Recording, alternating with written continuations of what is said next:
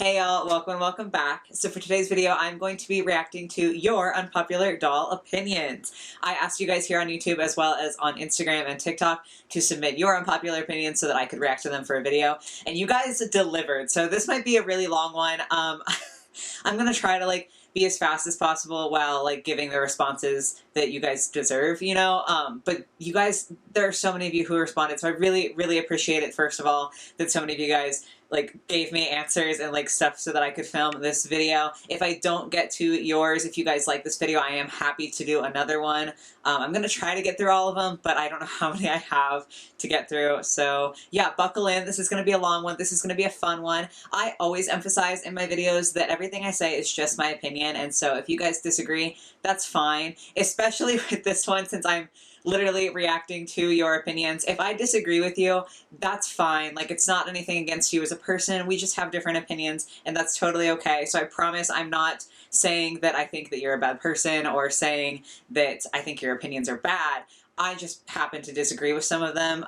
So yeah, just that extra disclaimer here that this is all in good fun. It's not anything personal. But hopefully it will be really fun. If you guys do find yourself enjoying it, if you could give it a like, that would be awesome. And then if you aren't subscribed yet and you enjoy what you see, maybe subscribe so you can see more. But yeah, I need to get that intro out of the way here because this is, like I said, going to be a lot to get through. So let's get started with these unpopular opinions.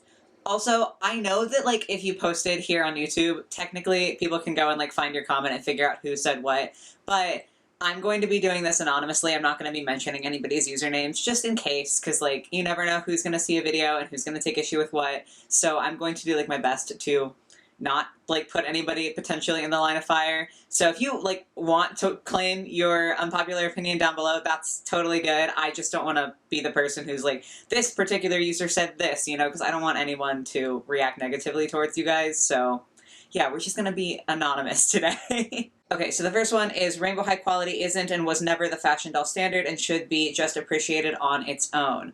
I think I agree and also disagree with this. I agree that obviously Rainbow High is a newer doll brand, so it doesn't really make sense to necessarily compare old Ever After High or Monster High dolls to the current Rainbow High standard, or even OMG came before Rainbow High. So I agree that some comparisons aren't helpful or necessary, but given the fact that Rainbow High is still currently available, I do think that it makes sense to compare newer doll lines to Rainbow High. I hope that makes sense. They have definitely not always been the standard because, again, there were plenty of brands before Rainbow High was ever a thing. But since Rainbow High has come out and has proved what can be done at a specific price point, I do think newer brands can and maybe should be compared to that, because if you are coming out after consumers have this knowledge that this is possible, of course there's going to be a comparison. So that one I'm kind of 50-50 on. Next up was 90s Superstar Era with the blue eyeshadow Barbie is overrated. I don't really feel anything about this, to be honest. Y'all know I'm not the biggest Barbie collector. I do think that 90s and 2000s Barbies are probably my favorite, but I don't have a particular strong feeling about the Superstar one with the blue eyeshadow. She's fine. I guess overrated could be accurate. I don't really know though. I'm not super into the deep Barbie fandom, you know? So I don't feel I can judge on that one, sorry. Okay, I think I got a few like this. Basically the summary is that Rainbow High dolls are overrated in general, or the proportions are really gross. And obviously I disagree because I have so many Rainbow High dolls. I really like them. I do think it's interesting though, because I don't necessarily think that this is a super unpopular opinion. I think the online doll space is very full of people who do like Rainbow High dolls, and so maybe that's why it seems like it's so prevalent to like them. But especially when they first came out, I got tons of comments of people saying that they liked the outfits and stuff, but they just found the base doll and the proportions really off-putting. So I disagree, but that's a perfectly valid opinion and I totally get it. Then we have Rainbow High dolls are underpriced, not expensive at all for what you get. Again, this is one that I kind of agree and disagree on. I think that Rainbow High basically shot themselves in the foot by starting off so strong, because the first wave of Rainbow High dolls I've talked about it a lot before, so I'm sorry if I'm repeating myself a ton, but they were very articulated. They came with stands and 2 outfits, and they had a lot of detail. Newer Rainbow High dolls that don't come with the second outfit, or at least the Shadow High dolls so far is what we've seen, those also are very, very detailed, and in some ways more detailed than the original line of Rainbow High. I think that the reason that I and a lot of other people will complain about Rainbow High prices now is because they started off with so much for such a relatively low price. So like when the initial run of Rainbow High dolls was $25 and you got everything that they came with, now to see that Rainbow High Series 5 is coming out and they're $27 in the US and they only have one outfit, yes, it's very high quality, but it's kind of impossible not to compare. So I think that if you were looking at them in a vacuum, I would agree with this, that they aren't really expensive for the quality that you get. I think the trouble comes in with being able to compare the current Rainbow High dolls to the brand's history as far as what you got for what price, and that's why they feel expensive now. I hope that that makes sense. Okay, then we have people are wild about their standards of what the perfect face-up on a Rainbow High doll is. I completely agree with this, and I agree with this with every single doll line. I am not judging people who like have very, very specific standards that they want their dolls to like adhere to, because you know it's your doll, you're spending money on it. So I get that if you want to search the shelves for the perfect face, I'm not here to judge you. I literally can't see it. Like, unless there is a glaring issue, I feel like it's so hard for me to notice an imperfection. I'm getting to the point where I can notice it a little bit more now because I do reviews, so I'm trying to keep like an eye out in case some of you guys really want like the most perfect face, so I can be a little bit more knowledgeable for the review sense. But when it comes to like buying dolls for myself, I'm so bad at spotting like any sort of imperfection. I just feel like my eyes just gloss over it. Like I don't even see it. So yeah, I don't, again, I'm not judging you if you like have very high standards, but I do think that like sometimes it's too much. Like I can't see it. Okay, then I got, as a community, we should think more about sustainability when it comes to doll collecting.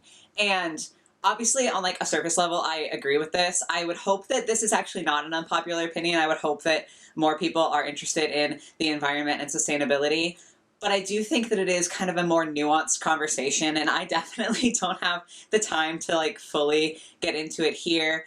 Basically though, I do think that as consumers, if there's something that we can do to kind of reduce waste, that's great. Like if you can get a doll secondhand, that's awesome. I did my last custom Faery video and I had used like the front panel of a Shadow High box to make the wings because it was perfectly good plastic. Like there was a nice flat clear portion that I knew that I could reuse. So instead of throwing it away, I wanted to reuse it. Things like that I definitely think are important for consumers to take into consideration. If you have recycling available in your area, if there are like recyclable parts to the doll boxes of dolls that you are purchasing and you don't want to keep the boxes, that's a good thing to utilize. However, I know that those things aren't accessible to everyone. For example, me, my apartment complex, I don't have that. So I can't do that. And I know that putting the responsibility of the environment on the consumer is a really hefty burden, and I don't think that it's a fair burden. Again, I absolutely agree in the sense that if there's something that you can do within your doll consumption to reduce waste, that's a good thing for you to do. But I don't think that it's healthy to have like the weight of that on your shoulders when at the end of the day, in my opinion, it is up to the doll companies to be producing with less waste. Like obviously if I decide that I'm going to recycle something or reuse something on doll packaging, that's great. But it's going to make a much bigger impact if doll companies decide that they're going to use less plastic in their packaging or more recyclable materials in their packaging or even recyclable materials on the dolls themselves. So the short version is that I agree in the sense that like if a consumer can help, that is absolutely something that you should do, but it's not like at the end of the day your or my responsibility to bear the burden of the environmental state of the world, because it is big companies. Like me buying one doll is not having nearly the amount of effect as the company who's producing the doll with all of that plastic. I hope that that makes sense. Because like obviously like I do care and I do want to do good things for the environment, but it can be really mentally unhealthy to put so much of that responsibility on yourself when at the end of the day, it is big corporations who need to make the change in order to actually make change happen. That was a very long answer, sorry, but I hope all of that made sense. Okay, then a lot less serious. I like the Rainbow High Boys. Yeah, I'm not going to judge you if you like the Rainbow High Boys. I don't, for the most part. I do like the Ash mold, and then from Series 5, Aiden has a lovely mold, and I can't tell if it's the same or not, because I'm really bad with molds too. But that one's like a really lovely mold, even though his hair is atrocious. But yeah, like if you like the Rainbow High Boys, great. I'm happy that you like something.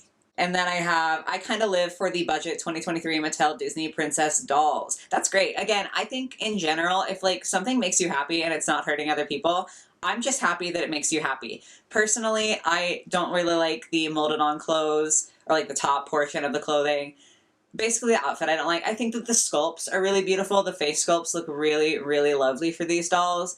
Overall, they're not my cup of tea because I'm not going to go through the whole body swapping process to like turn it into a doll that I like. But if you like them, that is absolutely dandy, and I'm glad that they bring you joy. Okay, we have Monster High has better characters, but Rainbow High has better dolls. This one's hard. I absolutely agree that Monster High has better characters. I think that Rainbow High has so many characters, and they're just not really fleshed out, and a lot of them, to me, kind of blur together, that Monster High absolutely has better characters. I don't even watch either of the shows, but from the dolls, I can get a sense of the characters of Monster High because they're just more unique and more thematic, and I feel like their character shines through a lot more, whereas a lot of the Rainbow High dolls, it's just, to me, it's like, that's another Rainbow High doll. Obviously, like I said, I don't watch the cartoons, so like, maybe I'm a little bit biased, but I do think that Monster High has better characters. I think sometimes Rainbow High has better dolls. I think sometimes Monster High dolls are amazing, and sometimes they are less than amazing, and same thing with Rainbow High. So I think that that's on a much more, like, doll-to-doll basis. I'm also heavily biased because Monster High started me collecting, so, like, I have so much love for that brand that that's probably clouding my judgment a little bit, but yeah. Alright, this one I have a few. So, Ever After High is better than Monster High. I'm really sorry, I just disagree. If you think that Ever After High is better, that's great, and I'm happy for you. Monster High till I die, absolutely. Fairy / mermaid dolls are overrated. Again, I completely disagree. I love fairies and I love mermaids. I think that we do have a lot of fairy and mermaid dolls that pop up on the market very frequently. However, I think that very rarely do they like live up to what I want them to be. So they're not overrated because I'm still waiting for one to be perfect, if that makes sense. And then I have LOL OMG is better than Rainbow High and Shadow High. I would say, again, this is on a doll-to-doll basis, but in a very general sense, I have, like, maybe 10 total OMGs, and I have significantly more Rainbow High dolls, so I pretty obviously like Rainbow High better. Alright, G1 Monster High is extremely overrated, and the beginning of G2 is justifiably overhated. I think that, yeah, that's kind of interesting. I'm actually going to go backwards on this. The beginning of G2 is arguably, like, the better part of G2, excluding Shriek Wrecked. But, like, G2 definitely just got worse and worse as it went on, so I do think that at least the beginning of G2 is probably a little bit overhated just because it was a change, but at least some of the designs still had design to them. And then as far as G1 Monster High being extremely overrated, I do kind of agree, and I know I'm going to get hate for that. I have been posting, like, shorts to TikTok, so I've been posting my Monster High Yes or No on TikTok, and I have been absolutely getting destroyed on TikTok because people don't like that I have anything bad to say about some of the G1 Monster High dolls. And it is just an opinion, you know, so, like, it's fine. It doesn't matter if you like those better. That's great. Like, again, I'm just happy that those dolls can bring you joy. But for me, seeing G3, I think a lot of things about G3 I like better than G1, and that's, like, a controversial thing to say in the Monster High fandom. Definitely there are some things about Gen 1 that were really, really amazing. Some of the dolls were stunners, and I just can't even believe that they exist to this day. But some of them weren't. So I do think that there's, like, a lot of nostalgia blindness when it comes to Monster High Gen 1, just because I don't think every single doll was perfect, and I feel like this is probably controversial, sorry. If you like Gen 1 better, that's great. If you look at all of Gen 1 and you say that every single doll was perfect and not a single one was bad, you're not thinking critically to me. Like, you can't tell me that out of all of those dolls, not even one was bad, you know? Like, I feel like there has to be at least one instance where you can say, okay, that doll wasn't that great. I don't know, that was probably really controversial, but here we are. Okay, next one is the dolls are only good if they have arm articulation or more. I think that this is like a collector to collector basis. From an artistic standpoint, I do think that there are some really beautiful dolls that have very limited articulation. Like I am collecting a decent amount of older Barbies that don't have like elbow articulation, and I still think that those are really, really beautiful. For me though, I love to be able to pose my dolls, so I would disagree with this on a very personal level, just because a doll has to be so exemplary to me to be worth not having the articulation. But I keep saying this over and over and over. If you like it, if it makes you happy, and you don't need the articulation, that is absolutely grand. I definitely don't think that dolls are only good if they have articulation. I think that they're better if they have articulation. But like, you can have a good doll that doesn't have that. Okay, OMG Fierce just needs better characters. They are prettier overall than normal ones. I agree that they are prettier. I love the Fierce designs. I think they're so beautiful and so fun and interesting. I also love just the shape and the scale of the dolls. It's very, very pleasing to me. Just when you hold them, it feels so good. I don't know why. I don't really know about better characters, because I do think some of the characters that they've done are good characters. But like, also, I kind of get it, because there are characters that they haven't done and probably aren't going to do that I think would look amazing in Fierce. I don't know. I think the biggest thing with Fierce is, like, people didn't like the price point for what you get, because, you know, you're getting basically the same amount as a regular OMG, sometimes a little bit less, and they're a little taller, but they're a lot more expensive. So I don't know if it's the characters that's the problem, but I do agree that Fierce is, like, top tier LOL, and they should be loved more. All right, I like Shadow High much better than Rainbow High. I would say overall I disagree, just because the black and white ones have really kind of lost their luster for me. I was on the fence with the black and white thing from the beginning, and then the dolls came out and I was like, okay, these are better than I thought. Over time though, I prefer the dolls to have some color to them. Even the Shadow High dolls that are more like fantasy skin tones, I think are really, really beautiful and lovely.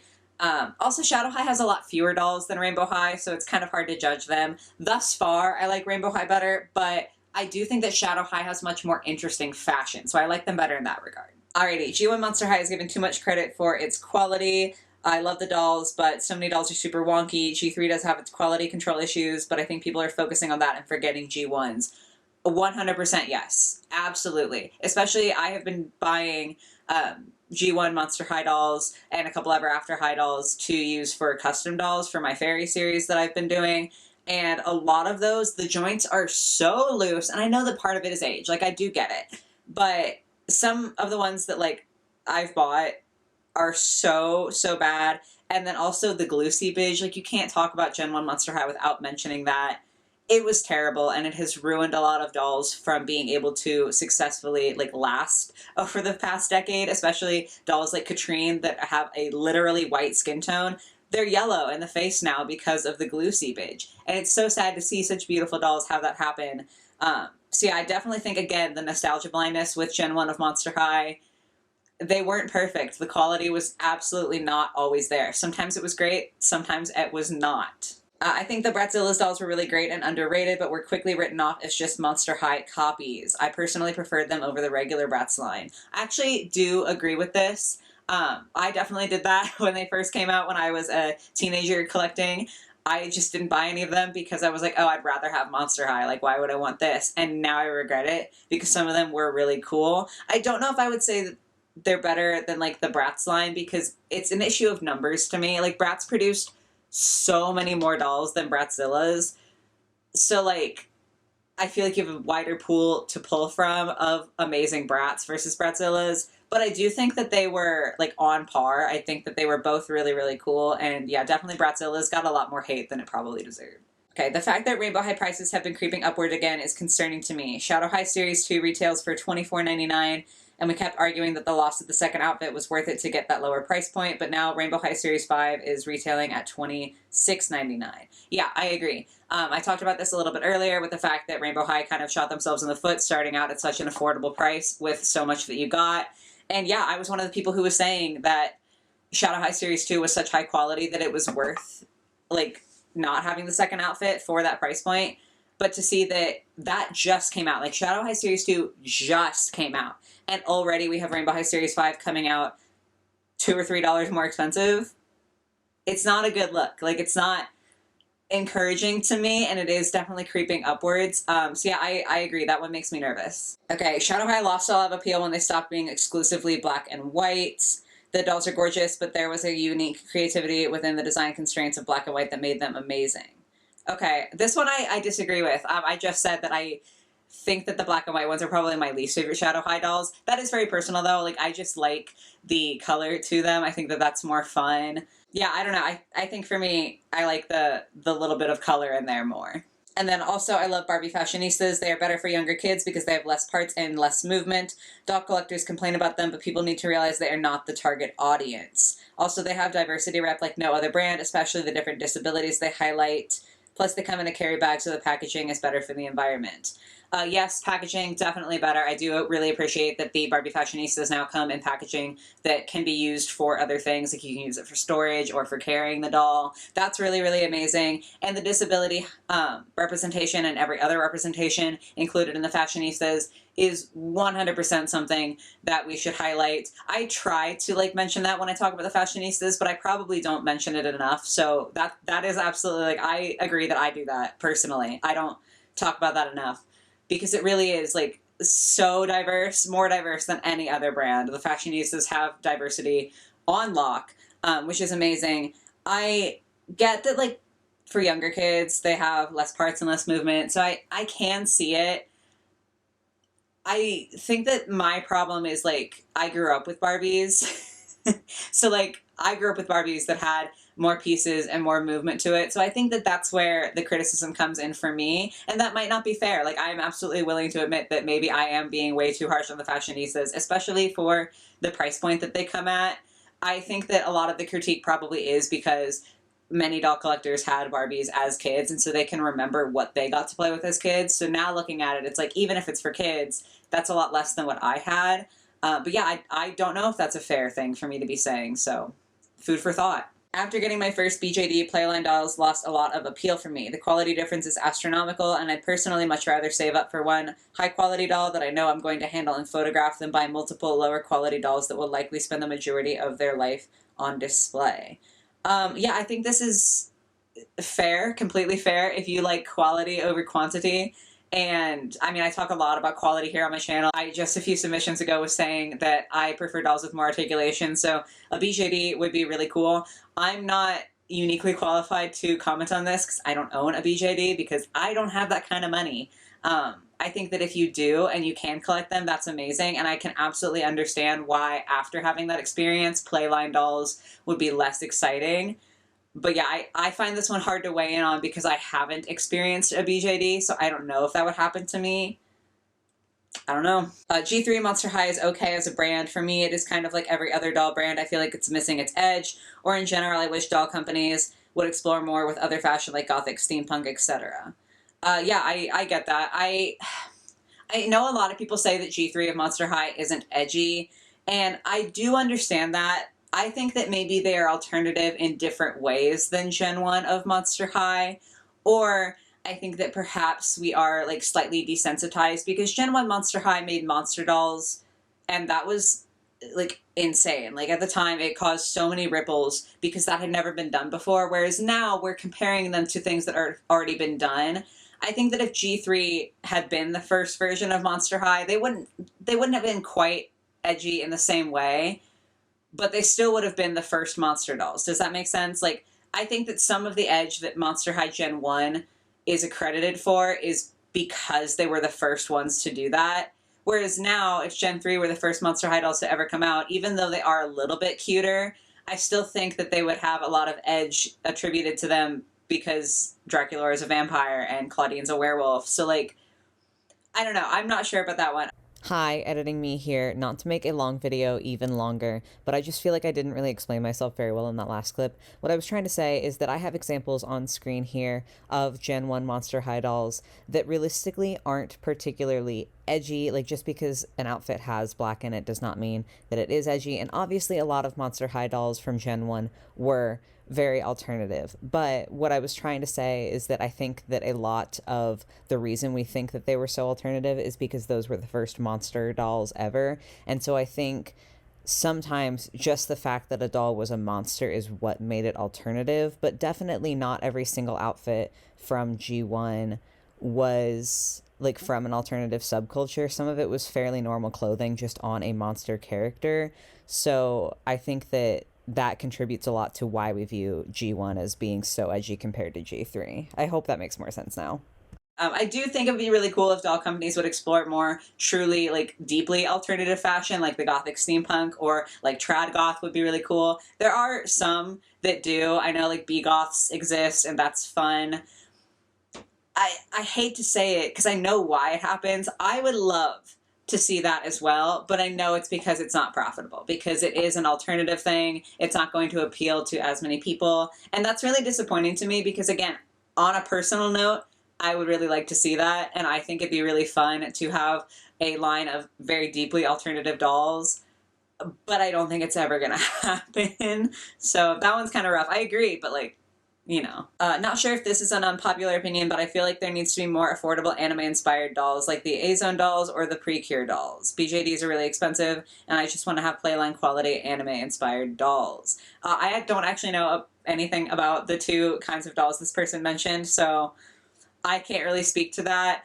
I do think it'd be cool to have more like Playline anime dolls, just because anything that's like slightly more affordable I'm kind of into, you know? But yeah, I feel like I can't really weigh in on this one because I haven't experienced those or a BJD, so, like, I don't know. I think most doll brands produce too many heeled shoes for doll, especially bothers me with Rainbow/Shadow High because they are my main collection. There's not much variety. I get it's a fashion doll, but these characters are supposed to be in high school, and no matter how fashion forward they are, I highly doubt they'd all wear heels all the time. Yeah, I do agree with that. I like seeing heels sometimes because they can be pretty, but especially with Rainbow High and Shadow High, like, I'm so bored of heels. I think that it happens so often that it's like, okay, can you give me something different? Like, I get excited when I see a sneaker because it's different. And it's like a sneaker should, in theory, be less exciting than a heel, but it's more exciting because it's like, oh, I usually don't see that. So yeah, I would love to see fewer heels. Also, a few dolls today come with regular glasses, and then the character stereotype usually fits into nerdy. Far from all who have glasses are nerds, and there's such a huge part of the population who needs/uses glasses these days. Glasses are not untrendy. Yeah, I agree. 120%. I made this comment about the G3 Claudine when she first came out. Everyone was like, oh, that's not Claudine, she's a nerd. She wears glasses. I think, I can't remember anymore because I don't have the statistic on hand, but I literally think over 50% of the US population needs some form of corrective eyewear, whether that's contacts or glasses or just reading glasses. Like, so many people need help to see, and I think the glasses can be so fun and so pretty. And yeah, I hate that every time you see glasses on the doll, they are branded as nerdy. It bothers me so much, and I absolutely think we should see more because it's like, they're just glasses. Like, it's sunglasses. People like sunglasses on dolls, but the second you take the lenses out and it's a clear glass, it's like, ew, nerd. No. Glasses are lovely and they deserve to be treated as such. Then I preferred Cleo Denial's smooth body to the one with molded bandages. I both agree and disagree. I think for a Cleo doll, I prefer the bandages because it does make her look a little bit more monstrous and a little bit less human. However, for the purpose of customizing, I definitely prefer the smooth body because the bandages are, like, so much that you would have to sand down if you want to reuse that. So it depends on why you're buying her, I think. I like flat shoes on Barbie more than heels. We have another person who wants some more flat shoes. I love that. I think potato sack dresses for Barbie give you more options to style it as a layered piece than form-fitted dresses. I don't mind the potato sack dresses, like it's more of a t-shirt dress. It's not really a potato sack. I don't mind them. I think the problem is that that's, like, a lot of Barbie's fashion. So I don't mind them, but I do think it'd be nice to see some, like, difference in the fashion. I really like the violet head sculpt. Again, I have a hard time sometimes telling apart the Shadow High and Rainbow High head sculpts. I don't know, like, my brain just doesn't compute all the time. I think Violet's head looks fine. I think Made to Move is the best type of Barbie body, but when it comes to the ones with small range of articulation, I prefer fashionistas over bend and click knees. That's hard. I do think that Made to Move has the most articulation, but I think sometimes they have so much articulation that it can kind of look uncanny. And I low-key like the bend and snap ones. I know that that texture is not for everyone. That's what the comment says. They don't like the texture of the rubbery. I kind of like it though. Rainbow High fell off for me when they introduced too many characters and didn't make lines of the original characters. No brand identity, unlike Monster High Gen 1. I agree in the sense that I also wish that they would stop making characters. I've thought about making a whole video on this because, like, y'all need to chill out at some point. Like, especially, there's only so many colors. Like, you can just give us more themes for other characters that you've already made. Absolutely agree with that. But I obviously still collect them. So, like, I still think they're pretty, but I do think that it's harder for people to connect to the characters because they just all kind of blend together. I've said that earlier. Like, I just don't think that they are as distinct and separate as and interesting as other brands like Monster High, so I agree with that. Flat feet on dolls is never acceptable ever. It's just for me personally, I would never purchase a doll with flat shoes. Hard disagree. I'm so sorry. I think that it's good to have variety. I think that if every doll had heels, that would be super boring, and I don't like the fact that, like, a lot of Rainbow High dolls, like I said earlier, have heeled shoes, because it's like, I just want something a little bit different. I'm not saying every single doll should have flat feet and flat shoes, because that would also be boring. I like variety. I think that's what I'm coming down to. G2 may be the worst generation of Monster High, but still had some lines that had a good execution or good concept, like Shriek Wrecked Laguna. Absolutely, yeah, not every G2 doll was terrible. I think it is the worst generation of Monster High, but Shriek Wrecked was an amazing line, and I think that, I've said this before, if it had come earlier in Generation 2 of Monster High, I think it might have saved the brand, because, like, that was such a good line. I feel like it could have gotten people on board, but it was too little too late. The first Barbie dolls have detailed an amazing quality for the times, but even after all these years, their faces just seem off. I'm assuming that this is, like, the literal first Barbies, and I agree. I get that people like them because they are, like, older, and it's rare to be able to have one, and it's a piece of doll history, but I think that, like, the original Barbie is low-key ugly. Disney Princess dolls have never been good quality except for the collector/deluxe ones and maybe the old Mattel ones. I have only ever had, like, one collector Disney Princess doll, and I've had some of the Disney Store dolls, so I can't really speak to the Mattel ones. But I do agree in the sense that the collector doll was amazing quality. It's Kita. She's back here. I love her. So that was really, like, an amazing experience because it was so high quality. But yeah, even, like, the Disney Store branded princess dolls that are just, like, the regular ones, they're fine. They're not, like, the most high quality at all. And I think that a lot of the time the bodies are kind of bizarre. And, like, the fabric's not always great. So, yeah, I agree with that one. G1 is still the best generation of Monster High, but some of the lines are poorly done or too simple. I've kind of covered this. I actually think that G3 is better. Again, I know that that's controversial, and maybe it's just because it's happening now, but I like it more. But, yeah, definitely some of the lines were not perfect. I'm not a fan of gimmicks, which LOL Surprise OMG dolls seems to be sort of stuck on, like Remix with the record player boxes. Yeah, I agree. Barbie as well. Not a fan of color reveal or even cutie reveal dolls. 100% agree on that. I think that they can be fun for kids when they're executed well, but a lot of the OMG gimmicks I don't think are executed well. And, like, the color reveal Barbie, I think that it's fun for, like, literally 10 minutes for a kid to do that. But then they're left with a doll that is lower quality because it had to be, like, mostly plastic to be able to be, like, in the color reveal. I'm not a fan. Like, again, I think that they can be done well, and in that instance, I understand that it's more fun for kids, but I think most of the time the gimmicks are so rushed and not done well at all that I can't even imagine kids being entertained by them for that long. So it's kind of pointless. Like, just put out a higher quality doll without the gimmick, and a kid is going to be able to use their imagination with that doll and have more fun with it than a, like, poorly designed doll that has a gimmick that will entertain them for, like, 20-30 minutes, you know? The Made to Move Barbies aren't the best bodies. Yeah, I said that earlier. I do think that, like, again, they have the most articulation, obviously, but sometimes they can look a little much, especially, like, if they have, like, short sleeves, so you can see other elbows, or, like, their knees especially kind of freak me out. I don't know. But yeah, like, I like them for the articulation, but I think that they're a little bit much sometimes. Bratz dolls are creepy and not in a good way. Listen. That's a dangerous thing to say. You guys are all very lovely who are seeing this video, but, like, Bratz fans on other parts of the internet can be very unkind. But I agree sometimes. I think depending on the Bratz doll, I really like the, like, designs of some of them, and so I can enjoy them. But I can definitely understand where they seem creepy in some ways. The G3 Monster High dolls are not Monster High for me. Obviously, I disagree, and that's fine. No hate to this person. It's just an opinion. That's dandy. But yeah, I love G3 of Monster High. I think that it can be hard to move past like the love for G1 and like the nostalgia for G1.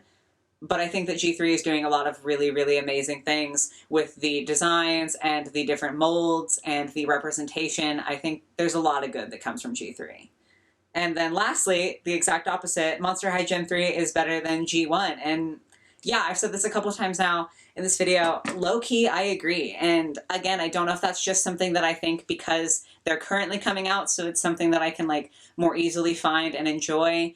But there's just something about them that I really love. I love the different body molds. I think that those are so precious. I think a lot of the designs are still really beautiful and really true to the characters. I love the like sculpted portions, like the ears are so cute on like Draculaura, and all of them, like the ears sticking out more is really pretty. And like the fact that Frankie has a amputated leg and a prosthetic, and the fact that Frankie is non-binary and like Twyla is autistic. There's so much representation and so much cool stuff happening with G3. I don't like all of the designs. Like, I'm not going to broadly say that every single G3 doll is perfect because I just said that it's weird to think that every single G1 doll is perfect in this video earlier. But I think a lot of them are really good, and I think a lot of the core aspects of G3 are so helpful and so amazing and so representative of the many different kinds of people who like Monster High. I'm a G3 stan till I die, okay? Like, I love it so much. But yeah, guys, that is going to be it. My voice is quite tired now from reading all of these. I think that I got to all of them, but I'm really, really sorry if I missed any. Again, definitely let me know if you like this video in the comments down below. If you want me to do another one, I am happy to do so at some point when you guys have had time to build up more unpopular opinions. But yeah, I hope you guys have a lovely rest of your day or your night or whatever it might be, and I will catch you in the next one. Bye, guys.